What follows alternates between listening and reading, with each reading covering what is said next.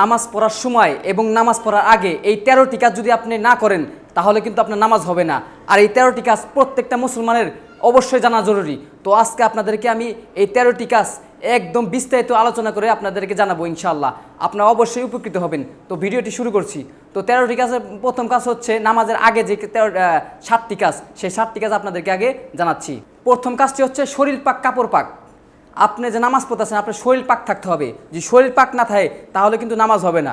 শরীর পাক, কাপড় পাক। এরপর আপনার কাপড় যদি অপবিত্র হয় তাহলে কিন্তু আপনার নামাজ হবে না। এর জন্য অবশ্যই নামাজ পড়ার আগে পবিত্র কাপড় পরে নামাজ পড়বেন এবং শরীর পবিত্র অবস্থায় নামাজ পড়বেন।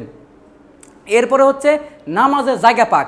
আপনি যেখানে নামাজ পড়তেছেন ওই জায়গাটা পাক কিনা। অনেকেই যদি মনে করেন আপনার এখানে কোনো একটা নাপাকি জিনিস বস্তু আছে, উদাহরণস্বরূপ মনে করেন এখানে কোনো বাচ্চা পেশাব করছে, তো ওখানে কোনো রকম পরিষ্কার না করে আপনি কোনো ওখানে নামাজ পড়লেন, তাহলে কিন্তু ওখানে নামাজ হবে না। এর জন্য এই কাজ করা যাবে না। এর জন্য পবিত্র জায়গায় নামাজ পড়তে হবে। এরপরে হচ্ছে সতর ঢাকা। সতর হচ্ছে পুরুষ মানুষের সতর হচ্ছে এই নাভি থেকে এই গিরা পর্যন্ত, এই পর্যন্ত ঢাকা রাখতেই হবে। নামাজ পড়তে হলে এই পর্যন্ত ঢাকা রাখতে হবে। এটা রাখা হলো ফরজ, তো এটা রাখতেই হবে। এরপরে হচ্ছে কিবলামুখী হওয়া।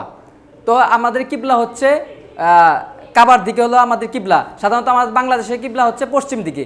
তো কিবলার দিকে হওয়া, কিবলার দিকে হয়ে নামাজ পড়তে হবে। অন্য দিকে হয়ে নামাজ পড়লে কিন্তু নামাজ হবে না। এরপর হচ্ছে ওক্ত মতো নামাজ পড়া। ওক্ত মতো নামাজ পড়তে হবে। আপনি ধরেন আপনি জোহরের নামাজের সময় জোহরের নামাজ না পড়ে আপনি জোহরের নামাজ পড়লেন আসরের সময়, এটা কিন্তু ওক্ত মতো নামাজ পড়া হলো না। যদি কোনো কারণবশত আপনার জোহরের নামাজটা কায়জা হয়ে যায় তখন আপনি জোহরের আগে আসরের আগে জোহরের নামাজটা পড়ে নিলেন, ওটা ভিন্ন বিষয়। কিন্তু আপনার ওক্ত মতো নামাজ পড়তেই হবে। ওক্ত মতো নামাজ পড়লো ফরজ। এরপরে হচ্ছে নামাজের নিয়ত করা। তো আমরা যখন নামাজ পড়তে যাই আমাদের নিয়ত করতে হবে। নিয়ত করা হলো ফরজ। তো যখন আমরা নামাজ পড়তে যাই, যখন আমরা বাড়ি থেকে বের হই কিংবা অফিস থেকে বের হই নামাজের জন্য, তখন যখন আমি নামাজের জন্য বের হই তখন অটোমেটিক আমাদের নিয়ত হয়ে যায়।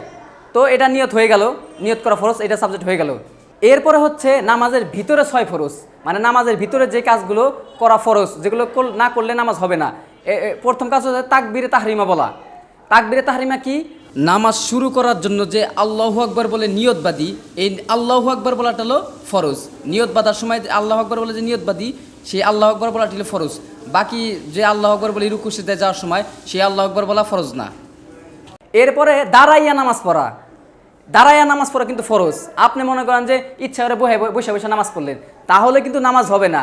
যদি আপনার এমন কোনো সমস্যা হয় যখন আপনার বসে নামাজ পড়তে হচ্ছে, তখন ওই সময় একজন বিজ্ঞ আলেমের সাথে পরামর্শ করবেন যে আমার এই সমস্যা হচ্ছে, এখন কি আমার বসে নামাজ পড়া যাবে কিনা। আর যদি বসে নামাজ পড়তে হয় কিভাবে বসে নামাজ পড়তে হবে, একজন বিজ্ঞ আলেমের কাছ থেকে এই পরামর্শ নিয়ে এরপরে আপনি বসে নামাজ যদি পড়তে বলে তাহলে বসে নামাজ পড়বেন। কিভাবে, যেভাবে পড়তে বলে সেভাবে পড়বেন।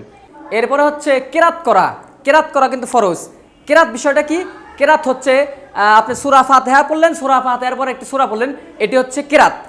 এই কেরাতটা কিন্তু অবশ্যই ফরজ, এটা পড়তে হবে। আর কেরাতটা আরও ভালো করে ক্লিয়ার করি, মানে সূরা ফাতিহা, সূরা আলহামদুলিল্লাহ পড়লেন আপনি, এরপরে ধরেন সূরা ইখলাস পড়লেন, এটা হলো মানে এটি পড়ালো কিরাত, এটা হলো পড়া ফরজ, এটা পড়তেই হবে। এরপরে কিরাত করা, রুকু করা। এরপর হচ্ছে রুকু করতে হবে। আমরা রুকু করি না, রুকুটা আপনাদেরকে একটু দেখাই দিতে চাই। ক্যামেরাটা একটু নিচা করো, মানে আমরা রুকুটা দেখাই দিতেছি। এই যে রুকুটা হলো এরকম, দেখেন আপনারা এদিকে তাকান। রুকুটা হলো এই যে এরকম, এইরকম রুকু, এটাকে বলে রুকু। হ্যাঁ, রুকু করা, রুকু করা হচ্ছে ফরজ, তো রুকু করতে হবে। এরপরে কিরাত করা, রুকু করা, 2 সেজদা করা। এটা আর একটা বিষয় যে 2 সেজদা করতে হবে। যদি আপনি 1 সেজদা করেন তাহলে কিন্তু আপনার নামাজ হবে না। অবশ্যই 2 সেজদা করবে, 2 সেজদা করতেই হবে। 2 সেজদা করা হচ্ছে ফরজ। এরপরে হচ্ছে আখিরি বৈঠক। আখিরি বৈঠক কি?